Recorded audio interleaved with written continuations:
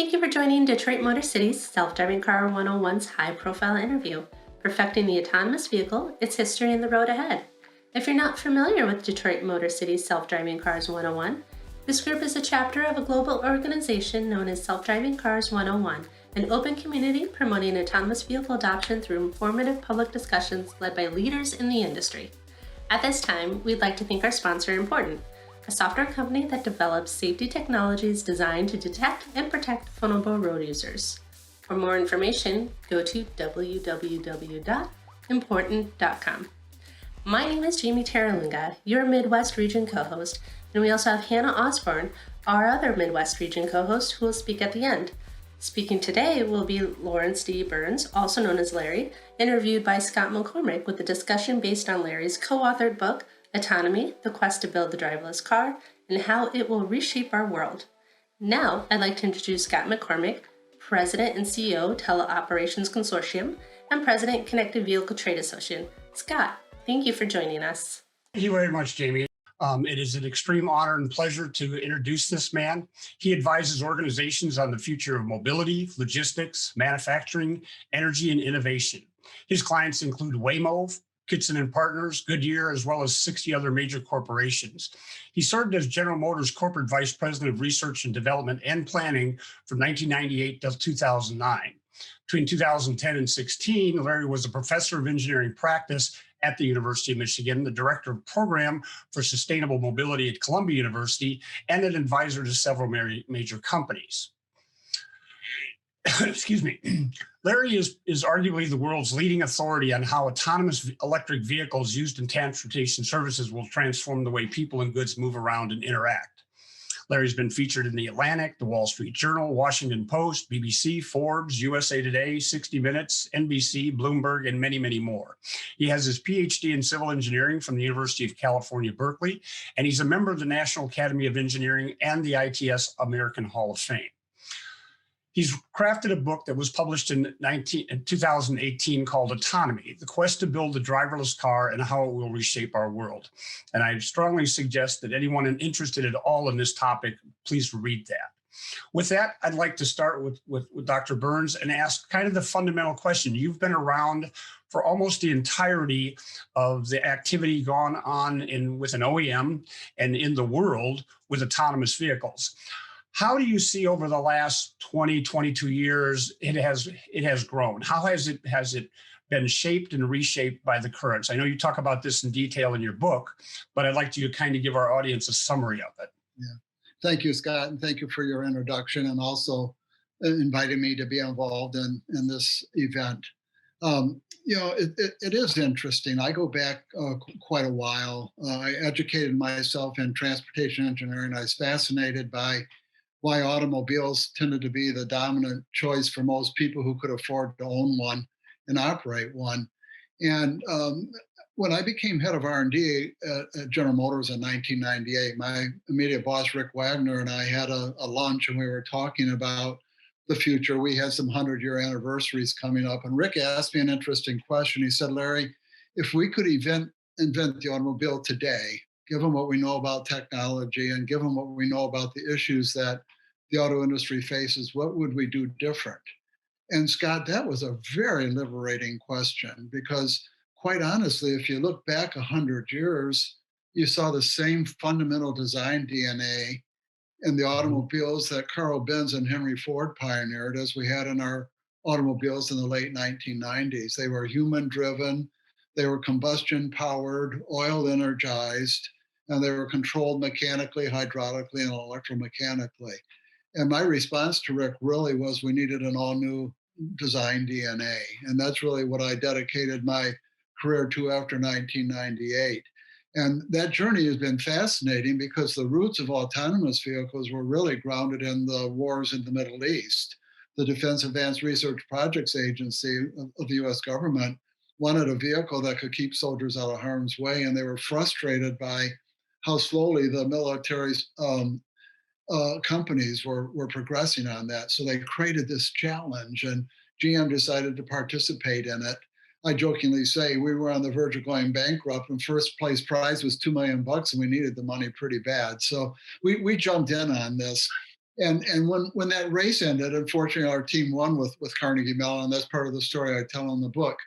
I felt companies would jump all over autonomous cars. I thought in the fall of 2007, we did a proof of concept and this was ready to mature. And nothing happened, Scott.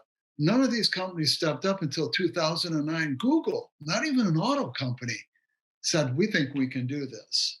And I think most of the auto companies at that time said, this is maybe an interesting idea. It's kids playing in a sandbox. Someday we'll get on with this. But so far out in the future, it's not worth prioritizing right now. So Google jumped in, Larry Page and Sergey Brin. And quite honestly, I think because they did, they pulled this agenda ahead maybe about a decade. That's important because if we realize the full potential of autonomous electric vehicles one day sooner, we're going to save thousands of lives. And why do I say that? It's because there's 1.2 million people a year dying on the world's roadways. And if you divide that by 365 days, you realize that you can save 3,000 lives. So the urgency, I think, here is to realize the full potential of what's possible as soon as we can. We all thought we would be there by now, to be frank. If you're reading the media coverage, they were saying this is taking a lot longer than anticipated. I think that's a fair assessment. But you have to look back. What has been accomplished is absolutely remarkable for the companies who are developing these vehicles and the progress that they've made. So huge potential, great progress. This is a really, really, really hard challenge. And but I think the technology that allows us to address this opportunity continues to improve, and we're going to get this over the goal line sooner rather than later. Yeah, I think there's a lot of the technology that's been around, but it's only been implemented anecdotally. In 2003, I was with Tony Nakajima, the head of research for Honda, and we were going to Utsunomiya to Honda's research headquarters.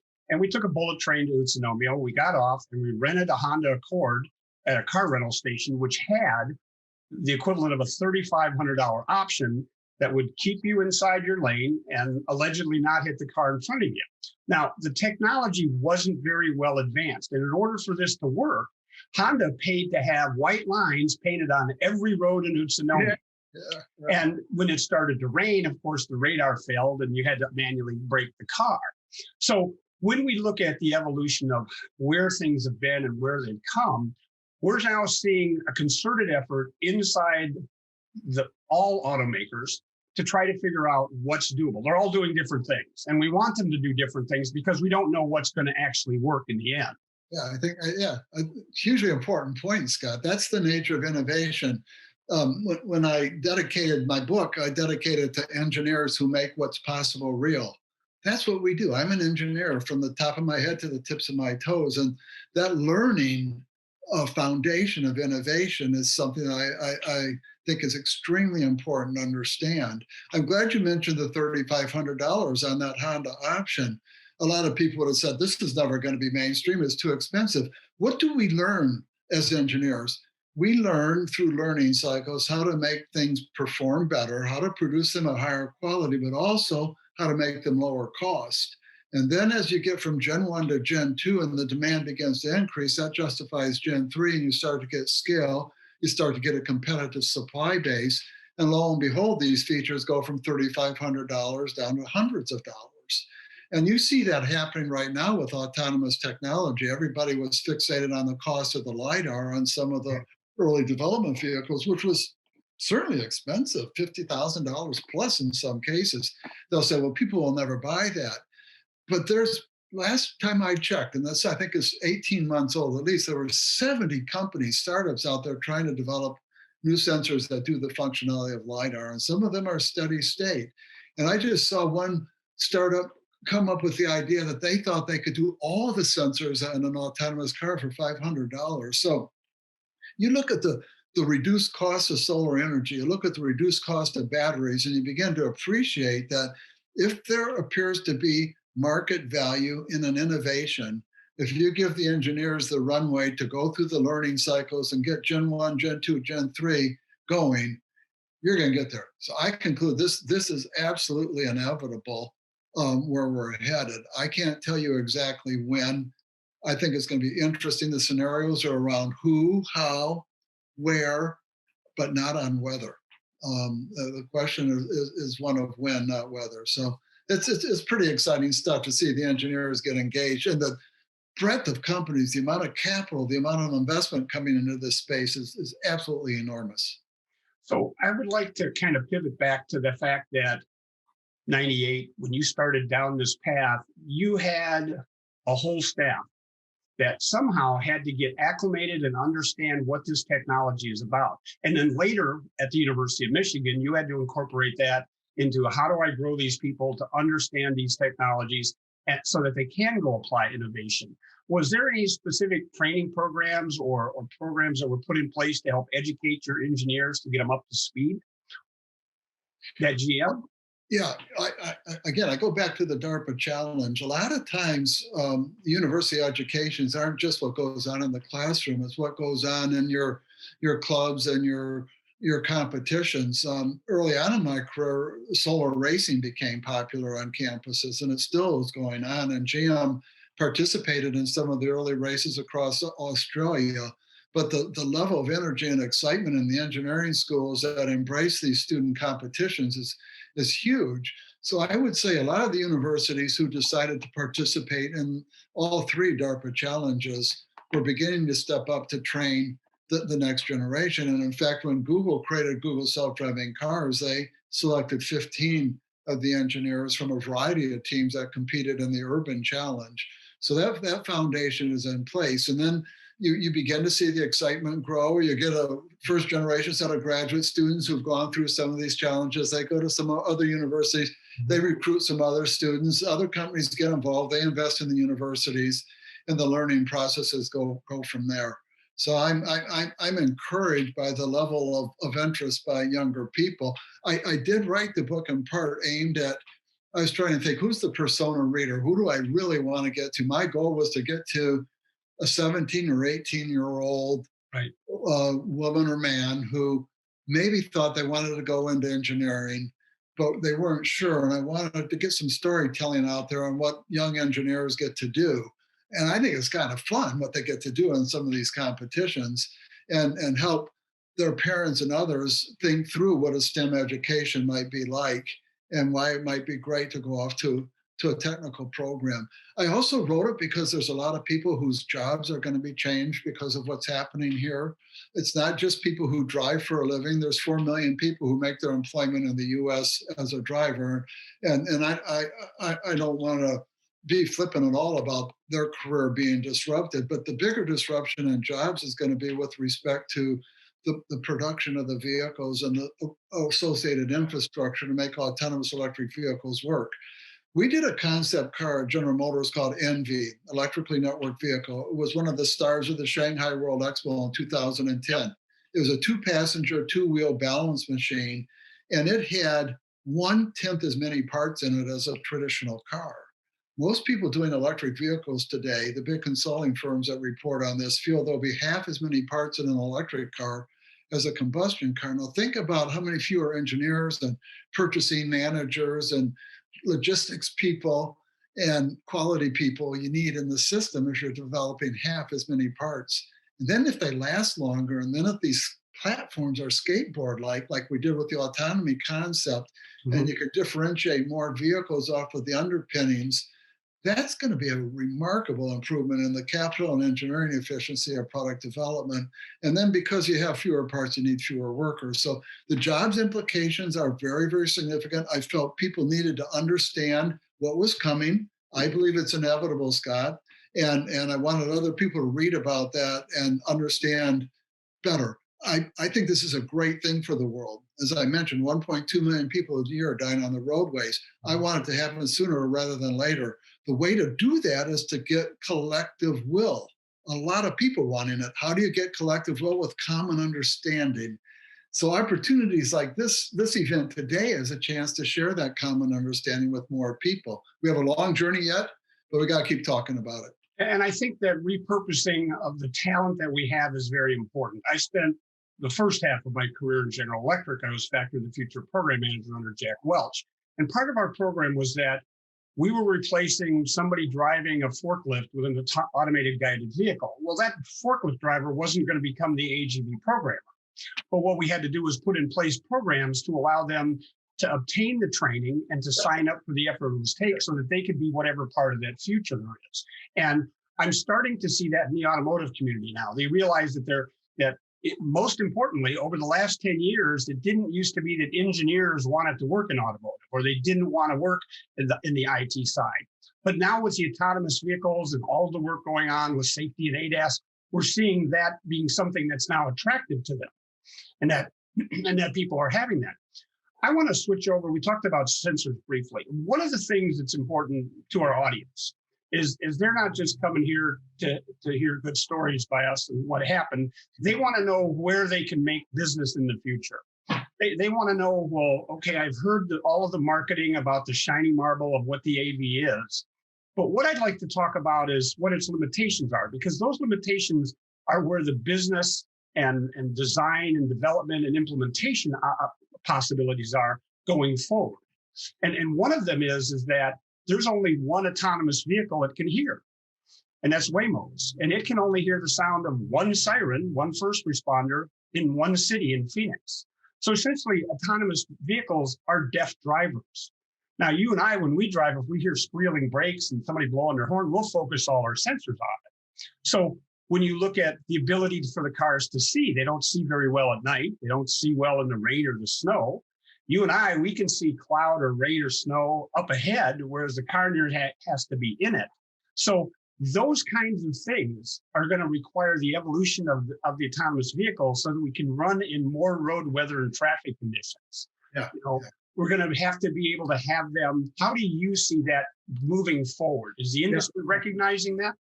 Yeah, that's a really good question, Scott, because I think if what you have to do is perfect everything before you can commercialize these technologies, that's a long journey and it's a tough haul and it's a lot of investment. And given the fact that investors want to get positive cash flow and reasonable returns sooner rather than later, that's a tall ask. So we have to think in terms of what I refer to as the use cases that really can bring commercial value and how can we bring those forward sooner. So let's take, for example, this ADAS systems, the advanced driver assistance systems, or some people call those level 2, level 3 autonomous driving systems, and compare those to the level 4, the fully autonomous, where you don't need a person in the loop. You could be at risk of having perfect be the enemy of good enough if all you pursue is this pure level 4 and never assume a person needs to be in the loop. On the other hand, if you have ADAS, you need to have the driver pay attention. So you're not going to deliver near the value that you would like to deliver by having the driver be able to take a nap or read or text. So how can you bring those two together? And I think the OEMs, Mary Barra kind of signaled this in a recent interview, and I absolutely think Tesla's going down this path. The company that can figure out how to bring the ADAS together with the full level 4 and have stretches of the road ahead that they know they can handle. So you talked about how well we can see. So if you know there's a stretch of I-80 up the road, the weather's clear, the road is flat and straight, the traffic is modest, you can tap me on the back, you, the autonomous driver, and say, hey, Larry, I think you can relax and take a little nap for the next 30 minutes because my data tells me I can drive better than you over this use case in the next 30 minutes. I'm going to say, great. That's a little bit different than GM Super Cruise saying you got to keep your eyes on the road and you got to take control if something comes up. It's a different kind of situational awareness, Scott. So I think the winners here are going to be the ones who, both on the people side and the goods movement side, can find those use case sweet spots that they can handle. The goods movement side is a great example. There's a concept called the middle mile. Maybe that's moving something from a Walmart warehouse to a Walmart store autonomously on a route back and forth, and you save the labor from that. That might be a good use case if you can handle that, and then you don't run that route if it's snowing, for example.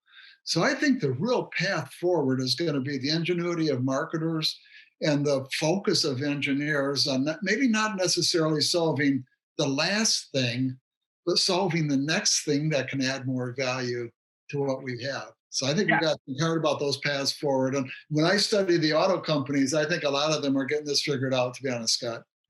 Yeah, I mean, my fundamental belief is that what we have right now is all of our ADAS systems are reactive. They sense a condition and they react to it. Yeah. And we have to get to a preventative ADAS, a predictive ADAS, where we're getting information about the road ahead, the weather ahead. There might be a sign that's there, but somebody's put graffiti on it and the machine vision can't read it. But the map system ought to know what that sign is telling you to stop or yield or railroad crossing, whatever. So moving from that very static, I'm going to react to whatever I sense, and it does it very well. They've accomplished that, but they somehow have to move beyond that and say, well, how can I get information about the road ahead? Yeah, anticipate. And move into that. Anticipate the road ahead, and based on what you're anticipating, determine whether, given your proof, your engineering test under those conditions, that your car can handle it, and then make sure when you need the driver is told in advance. This instant situation awareness is really hard to expect someone who has dozed off to wake up and figure out what I need to do in a matter of seconds. That's not what I'm talking about here. I'm talking about a future where you never put the driver in that situation. Up the road, I may need a driver because I know there's a difficult intersection coming up there. I know because other cars up the road told me that the surface friction just changed and maybe there's going to be a more slippery curve up the road. Then I can get the person back in the driver's seat and have that person not only be in the driver's seat, but know what to look for because I'm anticipating the road ahead. So I do think there's some very exciting ways to use virtual geofencing and bringing together ADAS with level 4 capabilities and pulling all that together. And again, when I look at the opportunity that Tesla has from all the data they're getting off of autopilot, yes, there are people out there pushing autopilot maybe beyond its limit, but you know what? Whenever that happens, who's getting the data on that? Right. Exactly. Tesla's going to know whether the car was able to handle something that maybe the car shouldn't have gotten itself into. I know it sounds risky, but this learning is phenomenal. And similarly with GM having Super Cruise at GM, last time I read, can go on 200,000 miles of roadway. There's only 47,000 miles of interstate. That means they've gone well beyond the interstate and being confident Super Cruise can do things. And then Cruise, which is their level 4 play, the Origin platform, as well as their Ultium platform. It's my old company. I'm not being a cheerleader for them. I've been out of there since 2009, but I'm excited for them because I think they're going down some interesting pathways here. Yeah, I would caveat that by reminding everyone that, yes, they have 200,000 miles of roads, but we have 4 million miles of roads in the U.S. So that they're able to take the roads that are most traveled, that are generally limited access roads, is a huge step. It may not seem that way, but it is. The next step we have to make is in machine learning. Almost all autonomous vehicles operate on what we call level 1 intelligence, which going through a subdivision, the ball rolls out, the car can stop or avoid it. Larry, you and I, we have level 2 intelligence, so second order intelligence. Ball rolls out, not only can we stop or avoid it, but we'll then focus all our sensors on where it came from to see if a child or a pet runs out after it. Yeah. And part of getting to that preventative ADAS, that predictive ADAS, is one of the reasons in 2005 I started the Connected Vehicle Trade Association at the request of the 12 automakers, because if the neighborhood puts a geomarker in the air that says children at play, I, as a driver, or my car can now focus the sensors on the likeliest threats that will occur, thereby increasing its processing time. Now, we have over 75 companies worldwide working on machine intelligence for driving. Yeah. And granted, there might be eventually in the end a world need for 3, but since we don't know what works well yet, we need everybody to be trying everything. We need the startups to do what they're doing. Absolutely. Now, tell me how you've seen the introduction of non-typical automotive industries, such as the Silicon Valley, the IT, the interface people, the user exchange people, in moving into the automotive environment with the advent of this autonomy. Oh, yeah. Dmitry Dolgov was a co-CEO at Waymo now, and he was a CTO for a period of time. Before that promotion, he made an interesting statement in an interview a while back. He said that the challenge of perfecting the driverless car has proven to be harder than most of the initial pioneers thought. I think most of us agree with that. Mhm. Some of these real extreme edge cases are really tough. At the same time, Dimitri said, but the tools we have to solve these challenges have gotten better. And what he's talking about is the growth of machine learning, of advanced simulation, and obviously Moore's law keeps playing out. So our processing capability, new types of sensors that can perceive better.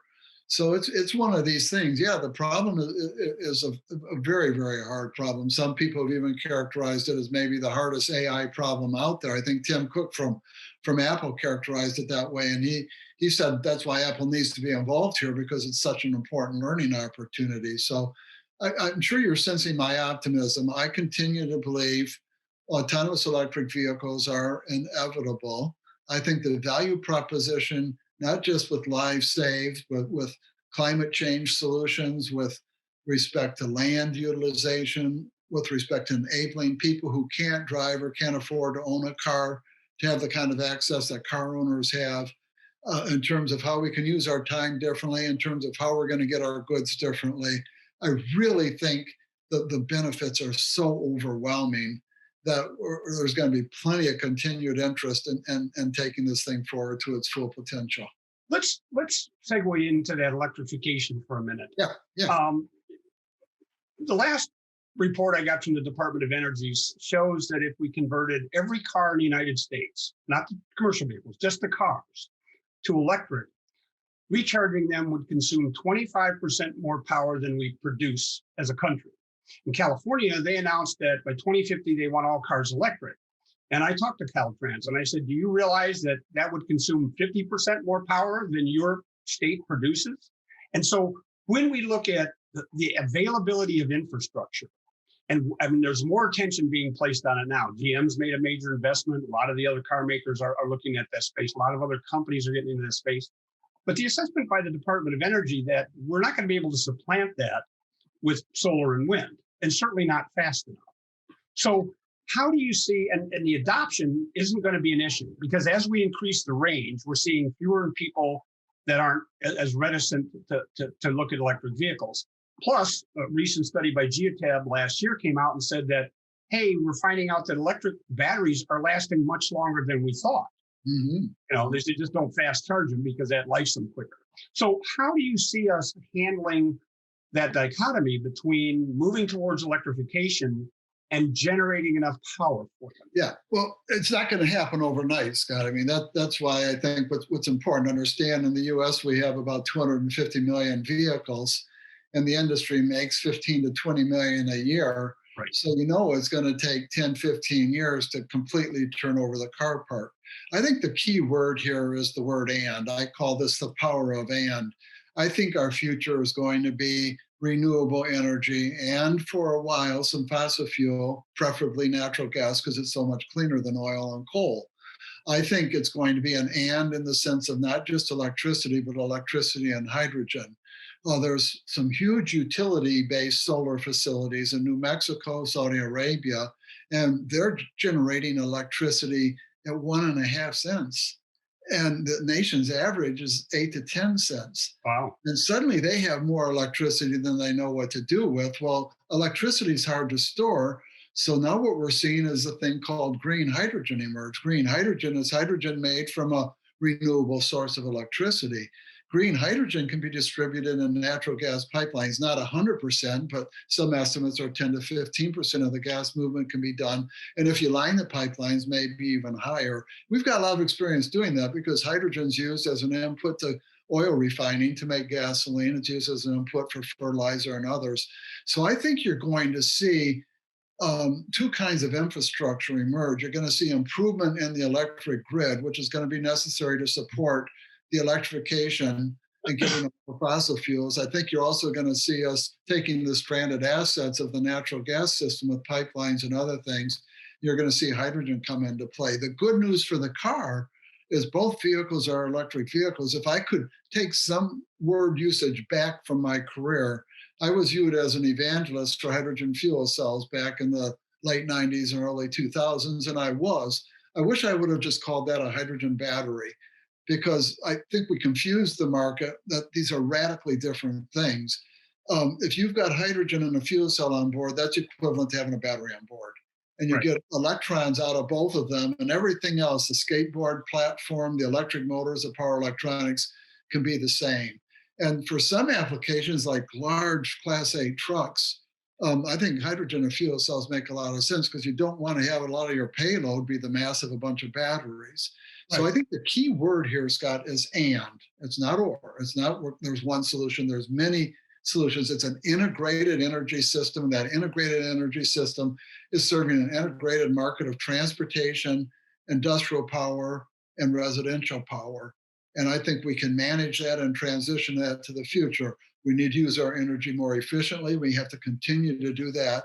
But I don't think these issues that come up, geez, we don't have enough lithium or something like that, none of those are showstoppers in my mind. I think it's very risky to try to forecast out to some end state and say, well, we'll never be able to have enough of that resource, because things are going to continue to improve as we learn as engineers. Yeah, I agree. I think And is a key power band. with the massive amount of natural gas reserves that we have, that's one viable option. I've never really been a fan of hydrogen powered passenger vehicles. I've been a huge fan of commercial vehicles and large transports.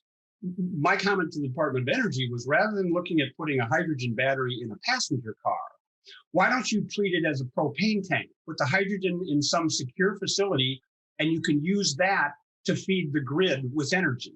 And then you can. Yeah, Scott, those are all options. Again, I try not to absolutely pick the winner. I think yes, what you just said is probably relevant in some markets.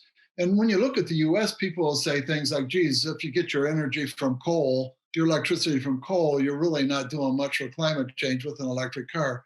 Yeah, so if you're in West Virginia, that's different. But if you're in California, most of it comes from renewables or natural gas or nuclear, right? then you do. So I think the key is to look at a portfolio of solutions. One way to think about hydrogen down the road is if you have a shared fleet of autonomous electric vehicles operating in a community or a city, Mhm. and you want to re-energize them, one way to do that is to make sure that battery gets somewhere that it can be plugged in and recharged. Another way to do that is to take hydrogen to the vehicle. Right. And that's a much more flexible infrastructure. And if we can have autonomous hydrogen refuelers moving around, maybe that saves a lot of fixed location and investment in the recharging network. So I think, again, I'm The pretty only excited downside about to both. that is I'm excited about both. Yeah, the only downside to that is you start increasing the number of vehicle miles traveled, because now you have these hydrogen refuelers running around town too. Well, there's a couple of types of vehicle miles traveled out there, Scott. There's Yes. some that are good and some that are less good. I would say if you can't afford a car today, or let's say you live in a Detroit neighborhood that has poor public transportation and you can't get to school or can't get to a job, and along comes these solutions we're talking about, and I provide a transportation solution for that individual to get a job, realize their full potential. I think those are good vehicle miles traveled. Or someone who's disabled, or someone who's young and can't get to an after school event for sports. Then there's bad VMT. If a car's just out driving around empty because its owner is in having a beer and didn't want to park it, and it's autonomous and it can just sort of circle around the bar, obviously that's not good vehicle miles traveled. But by the way, you're depreciating the car, you're using energy. So I think this stuff is going to sort itself out. We have some other mega trends coming here that are going to be very interesting with respect to congestion. I don't know how sticky this work from home phenomenon is going to be coming out of the pandemic or the online learning. I do think e-commerce stickiness is here. I think that had a huge steroid shot into it with the pandemic, and everybody is now beginning to use it. I think when you really scroll forward, for the first time in a long time, we're seeing a fundamental transformation in our accessibility systems and how we live, our access to work, our access to school, our access to goods, our access to jobs. All of those things are changing, not just because of autonomous electric cars, but because of the digital technology that's taking place. Yes. You begin to ask yourself, why do cities exist? Cities historically have existed because that's where the jobs are, that's where the goods are, that's where I can get culture and knowledge and educated. And maybe we can get those same things without having to co-locate everybody in a city. So I think we need to keep a pretty open mind about how this phenomenon of travel and vehicle miles traveled and value creation will play out. For me, when I did my work at Columbia and wrote that paper, that sort of it's one of the chapters in the book called the $4 trillion opportunity. When I estimated we could go from $1.50 a mile time and out-of-pocket cost to 20 cents a mile times 3 trillion miles, that's where the 4 trillion came from. I was thinking in terms of if I didn't have to drive my car, how could I use my time differently in my car? And what's it worth to me? Now I think in terms of what if I could just send my robotic valet to go pick something up for me and bring it back, and I never had to get in the car at all. That's a totally different time savings phenomenon. Or not And even be one that you own, one that you could just have bring you that device, and it could be available just like a U-Haul truck for somebody that wants something delivered back to that oh city. yeah, yeah. So I mean, one exercise that's useful. You and I can go through this easier than maybe a lot of people on the line here, Jamie and Anna in particular. But go back to the 1970s, Scott, and you see this thing in my hand here. Yeah. Think about all of the things you needed sitting on your desk to provide the functionality Yep. of this. So you needed a phone, you needed an atlas, you needed a calendar, you needed an alarm clock, you needed a camera, you needed a flashlight, I can go on, you needed a VCR, you go on and on and on. Think about that pile of parts. Everyone had to be designed and engineered and sourced and released and assembled. Now think about your car from the last 100 years. You need a transmission, you need an exhaust system, you need an engine, on and on and on. You needed stoplights, you needed signage. We may not need any of that stuff. Right. And where is this design revolution going to take us? I get so energized over that because this is not just taking the historic DNA of the car and removing the driver and putting in an electric drive. It's taking these other mega trends and putting them together and rethinking this device that will become my personal robotic valet to be able to move me when I need to move, but as importantly, be able to go out and get things for me. And it may be a future where Amazon and FedEx and UPS aren't coming to my house. My robotic valet may go out to a hub to get everything destined for my house that day and bring it back to my house. And with our aging Scott. With our aging population, there are many older people who are going to have more of them. They're going to need their doctor appointments, their medication, all those things when they shouldn't be driving. We've got a few minutes left, about 5 minutes before the Q&A period, and I wanted to touch on regulation. Sufficient standards and regulations for the whole autonomous systems do not exist in any industry. Current standards for the safety of existing vehicles assume the presence of a human driver to take over an emergency. For self-driving cars, there are emerging regulations, and I've been a congressionally appointed advisor to the Secretary of Transportation ever since 2012, and we have encouraged them not to regulate something until we know where we're going, because they tend to get out advance of, they don't really understand the technology. It's like I explained to them that Gandhi said one time, everything we do is meaningless, but we have to do it anyway. So we don't know which set of relevant sensors are going to solve the problem. We don't know which machine learning or operational learning that we've introduced is going to actually work. And so what is your feeling about the whole, where we should be going with regulation and oversight? Yeah. Well, I'm glad you gave that history because I actually give our regulators high marks so far in letting us do what we need to do, which is learn. Again, engineers make what's possible real through learning. And we can't learn how to do an autonomous car in a laboratory or at a proving ground. We have to get out into the real world of driving and really see what humans have to deal with every day as they drive. And the easiest thing that Secretary Fox or someone else could have done in the past, the California Highway Patrol or any of them could have done is said, no, you can't do that. We're not going to allow any of these vehicles on the road. So I give these leaders very high marks for not clamping down and preventing us from learning what we need to learn. With that said, I also believe the safety leader will be the market leader and the market leader will be the safety leader. And that's the way it should be. Why do I believe that? Remember at the beginning, I talked about these use cases and that we'll have ever expanding use cases. We're not going to take one step from human driven to fully autonomous. We're going to do it through use cases. And those use cases can only be expanded if you know you can anticipate up the road safely. Right. So I think the fact that safety is going to be the market driver here is a really good thing. And then finally, I believe our aviation system has some important lessons for us to learn on regulations. I mean, can you imagine if somebody watched the Wright brothers fly for the first time and say, we're never going to let you go any further with that until you can prove it won't crash? We wouldn't have gone anywhere. So there was an awful lot of courage displayed by a lot of people, both government and industry and passengers, to get the air industry up to a safety record that is absolutely phenomenal. So I think the price of entry here will be safety. I think the safety leader will be the market leader. And then eventually I think the requirement to enter the market is going to be driven by a set of regulations created much like the airline industry does today. That's how I see it happening. But we have a question. I give the regulators very high marks. I think they've done a nice job so far. Okay, we have a couple of questions from the audience. This one's from Daniel Bartz. He says, automated vehicles are using evolutions of technology, such as radar, LiDAR, camera, that was state-of-the-art in the military robotics 25 years ago.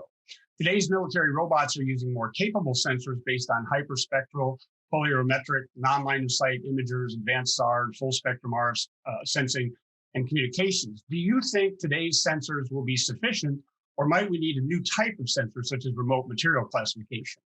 Wow, yeah, it's a great question because I don't have the classification to be able to see military secrets. So I don't know what's going on. And when we did the DARPA Urban Challenge in 2007, we weren't using anything that was classified. So we were using what we knew publicly.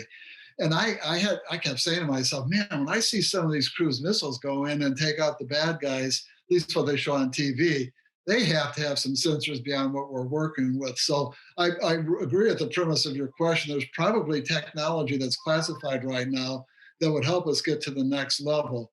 With that said, there's an awful lot of innovation going on in the private sector today to address the sensor innovation. I mean, if you look at what Ford just announced, or Brian Selesky from Argo, which is the Ford AV developer, he said his new LiDAR can sense 1 photon of light, which was very impressive to me. So I think we're seeing great progress. And the really important thing is that the specifications for the sensors of the future have to be guided by what the autonomous driving system has to do. So anyone who's listening in that's trying to invent a new sensor that's going to be a breakthrough, I will ask you, how do you know what your sensor has to accomplish? Because what any one sensor has to accomplish is accomplished in the context of a system of LiDAR, radar, cameras, onboard processors with their speed capabilities and algorithms and maps, and all of that's changing together. So you need to be partnering with those cutting edge autonomous driving developers who can actually tell you what they need to solve these remaining really, really hard challenges. So Plus, they're doing all of sensor fusion now, which they weren't doing before. One thing I have to tell you that for a decade, I was William International's engineering manager over our cruise missile engine programs. And I'll tell you quite frankly, the automobile cannot afford the sensors that we put in there. Really? Yeah. So we have another question. We have a couple other questions. One would be, this was from Jamar, said, would it be easier to have all autonomous cars communicate with each other, or having geolocations such as intersections or highway markers communicate with autonomous vehicles? If you don't mind, Larry, I'd like to take this one. Oh, go ahead, Scott. Yeah. I am the president of the Please do. Yeah. Trade Association. Yeah, and then I'll correct you. Okay. Basically, the belief of our organization has been for decades that all vehicles need to communicate information for several reasons. One is that if you know the information of what's up ahead, it reduces the amount of information that you have to collect when it's almost too late. It also allows you to know how the car should behave, possibly take alternate routes, adjust the traction control systems, do pre-charge your analog brakes, do all of those things that you need to do, whether you're informing the driver or informing the machine intelligence. If the curve speed now is reduced up ahead because of some weather condition, if the car knows that or if the human knows that, you're going to create a much safer environment. So, we've always been, and our board consists of everybody from Intel to Cisco to IBM to all the tiers, all the insurance companies, all major insurance companies. So we've been on this path for going on 17 years now.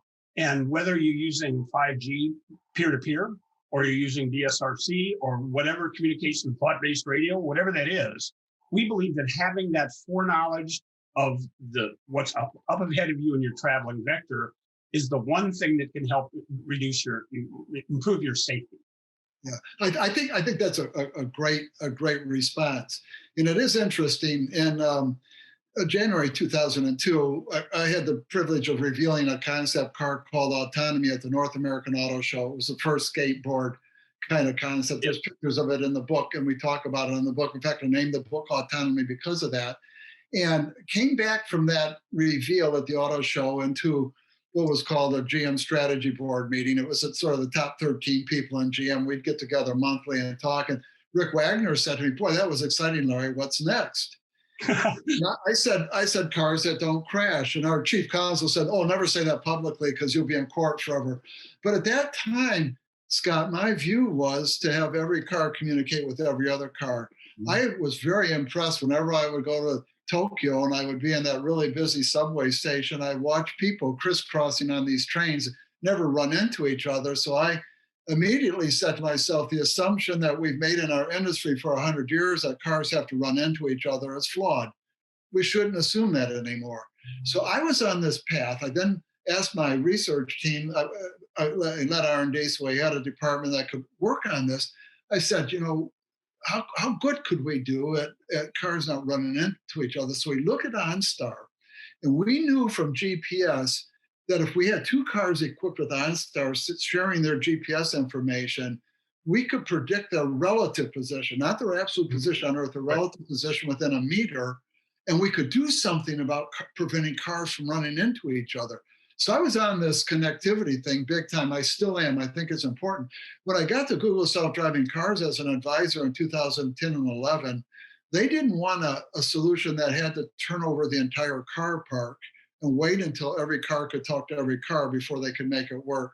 So that's why Google Self-Driving Cars said, no, we're going to do this without relying on vehicle-to-vehicle communication. I think now that we've been into this 10 years or so, this is my personal statement, not a company statement by any means, right, that I think it's an and. It's connectivity and autonomous, and we take advantage of all of that stuff. I think it's hugely important to do. You've got all of these telematics companies collecting all of this data, and data is going to be hugely important. Historical and real-time data about the road ahead is going to be hugely important. So yeah, we need to go there. Yeah, that's one of the keywords, that one of the acronyms that everyone should know is CASE. It stands for Connected, Automated, Shared, and Electric, because that's where pretty much everyone in the industry sees part or all of it going in the future. I want to ask one question. You coined the term automobility in your book. How do you define automobility? Yeah, well, first of all, you coined the term CASE. It also is a case of beer, which can be a good usage as well. So, but automobility is autonomous electric vehicles used in transportation services. Okay. And automobiles are human-driven combustion vehicles where the business model is vehicle as a product. So you've got vehicle as a product versus transportation as a service. You've got autonomous versus human-driven, and you've got electric versus combustion. So I love the word automobile because that was my industry for most of my career. And but I really thought we never really had an automobile. The automobile had to be driven by a person. Right. I didn't want to abandon that word auto because of the name autonomy. And so automobility seemed to fit. By the way, on that name autonomy, that was funny. When we were conceiving of that concept car, we couldn't come up with a good name. So this would have been back in 2000, 2001. And I was bemoaning this to my family one day. We were riding in the car, and my daughter was 9 years old at the time. And she said, well, what is this thing supposed to do? And I said, I explained it to her. And she said, have you looked in the thesaurus? So I go, no, I'm an engineer. I didn't look in the thesaurus. She gets in there and she puts it up and she says, have you used autonomy? So she actually named the vehicle because she had enough insight to use a reference book. Engineers never use reference books. We use our intuition, Scott. You know that. So anyhow, that's good. That's why I like automobility. I've tried to get it to stick. I'm hoping it does because I think it's a good term to use. Versus I've heard it used in conferences in China and in Europe and in the U.S. So I think it is sticking. Yeah. Good. So we got time for one last question. This was from Chad, and I don't have Chad Elmore. And he said, I've often heard liability used as a reason self-driving cars are not yet commonplace as the technology is ready. Is that still the case? Well, I'll let you answer that, but the technology isn't ready for all road weather and traffic conditions. It only works on very limited set of circumstances. But to you, Larry. So restate the question just shortly again. Yes, I've often heard that liability used as a reason self-driving cars are not yet commonplace as the technology is ready. Is that still the case? Yeah. This whole liability issue is a very important issue. I kind of like to joke at times if there's two lawyers hanging from a cliff by their fingertips and you can only save one, would you go to lunch or read the newspaper? Really, when you think about the stakeholders in the historical auto industry who are really disrupted beyond the car manufacturers, it's going to be insurance companies, it's going to be oil companies. And the simple fact is, the reason we're going after autonomous technology is we really do, the traffic scientists behind us believe we can eliminate 90 to 95% of the crashes. Why do we believe that? Because the cause of 90 to 95% of the crashes is the driver. Right. And so it's one of these situations. I really like to use the analogy of the pandemic and a vaccine and an epidemic. 1.2 million people a year dying on the roadways is epidemic in scale. Autonomous vehicles are like a vaccine for that. And if you go get your flu shot, next time you get a flu shot, read on the back of the form that you sign. And there's a thing called the Vaccine Injury Compensation Program. It's a national program, and it was to motivate companies to generate vaccines and people to use them, because we're going to have to get through these early risks and do them in a managed way to realize the full potential. So liability will be very important, who you assign that liability to, and all of that stuff will get sorted out. And I agree with you, Scott. Now's not the time to lock into a permanent answer on that question. We're not ready for that yet. Yeah, the other problem is the cost, which nobody really talks about. I mean, the Google Prius costs over $300,000 as outfitted by Google. And the last numbers I had on the Chevy Cruze is that they brought the price down to about $130,000 a piece. And quite frankly, if I'm going to spend $130,000 on a car, I'm buying a Lamborghini Alfieri. I'm not buying an automated Chevy Cruze. But you also have a very small set of the population that could actually afford that in any case. And I see Hannah and Jamie here ready with their crook to tow us off the stage. No problem. I could listen to you guys all day. I really appreciate the sense of humor as well, Larry. I like a good laugh myself. I apologize. We don't have the opportunity to get to all of the questions. I'll send them out to Scott and Larry separately and see if we can gather some responses from you and follow up with the people who asked them.